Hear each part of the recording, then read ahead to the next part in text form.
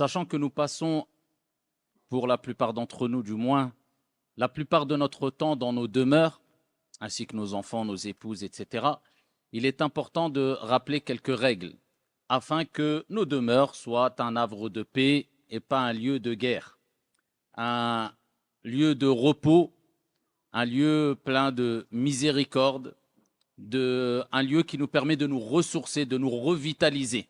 Et malheureusement, c'est un constat, certes amer, mais réel. Aujourd'hui, beaucoup se plaignent de la mauvaise ambiance dans leur demeure. Alors, c'est pour cela que ces règles-là sont essentielles.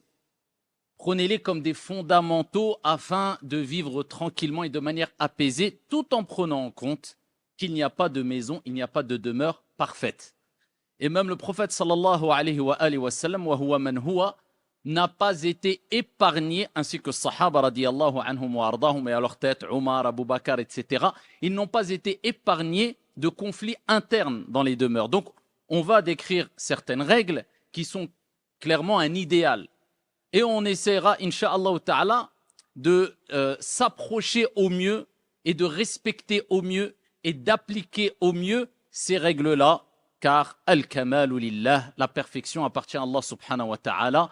Et si on appliquait tout ce qu'on transmettait dans la religion, eh bien, on serait parfait. Et encore une fois, al-kamalu lillah, la perfection appartient à Allah subhanahu wa ta'ala.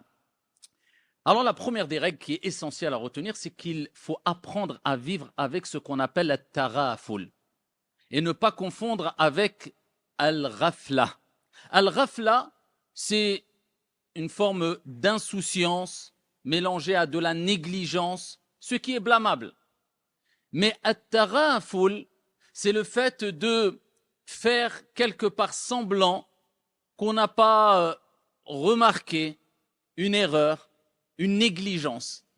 C'est-à-dire de tourner un peu le regard, de ne pas agir avec une sorte de détecteur d'erreur à chaque fois, que ce soit chez nous ou en dehors de nos demeures. Sinon, tu resteras sans famille et sans amis.